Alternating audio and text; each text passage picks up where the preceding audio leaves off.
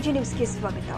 ಜಯ ಕರ್ನಾಟಕ ಸಂಘಟನೆ ಸಂಸ್ಥಾಪಕ ಅಧ್ಯಕ್ಷ ಮುತ್ತಪ್ಪ ರೈ ಅವರ ಪುತ್ರ ರೇಖಿ ರೈ ಅವರ ಮೇಲೆ ನಡೆದ ಗುಂಡಿನ ದಾಳಿ ಖಂಡಿಸಿ ಧಾರವಾಡ ಜಿಲ್ಲಾಧಿಕಾರಿ ಕಚೇರಿ ಎದುರು ಜಯ ಕರ್ನಾಟಕ ಸಂಘಟನೆ ಕಾರ್ಯಕರ್ತರು ಪ್ರತಿಭಟನೆ ಮಾಡಿ ಜಿಲ್ಲಾಧಿಕಾರಿ ಮುಖಾಂತರ ರಾಜ್ಯ ಸರ್ಕಾರಕ್ಕೆ ಮನವಿ ಸಲ್ಲಿಸಿದರು.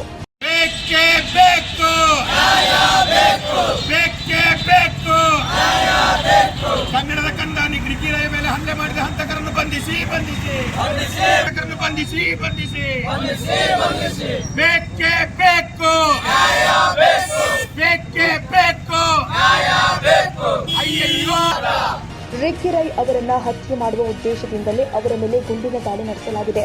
ಸದಾ ಕನ್ನಡಕ್ಕಾಗಿ ಹೋರಾಟ ಮಾಡುವ ರೇಖಿ ರೈ ಅವರ ಮೇಲೆ ನಡೆದ ಈ ಗುಂಡಿನ ದಾಳಿ ನಿಜಕ್ಕೂ ಆತಂಕವನ್ನ ಉಂಟು ಮಾಡಿದೆ. ಸರ್ಕಾರ ರೇಖಿ ರೈ ಅವರ ಮೇಲೆ ಗುಂಡಿನ ದಾಳಿ ನಡೆಸಿದವರನ್ನ ಕೂಡಲೇ ಬಂಧಿಸಿ ಅವರನ್ನು ಎನ್ಕೌಂಟರ್ ಮಾಡಬೇಕು ಅಂತ ಜಯ ಕರ್ನಾಟಕ ಸಂಘಟನೆ ಕಾರ್ಯಕರ್ತರು ಆಗ್ರಹ ಮಾಡಿದರು.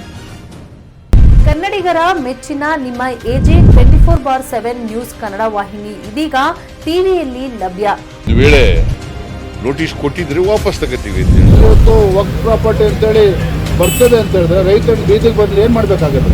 ಯಾರು ವೋಟ್ ಹಾಕಿಲ್ಲ ಅಂದ್ರೆ ಗ್ಯಾರಂಟಿನೆಲ್ಲ ಸ್ಟಾಪ್ ಮಾಡ್ಬಿಡ್ತೀವಿ.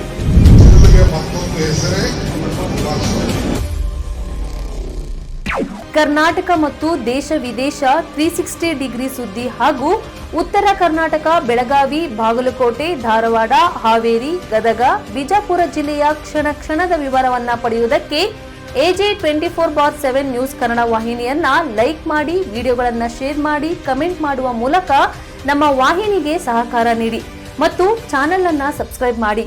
ಧನ್ಯವಾದಗಳು.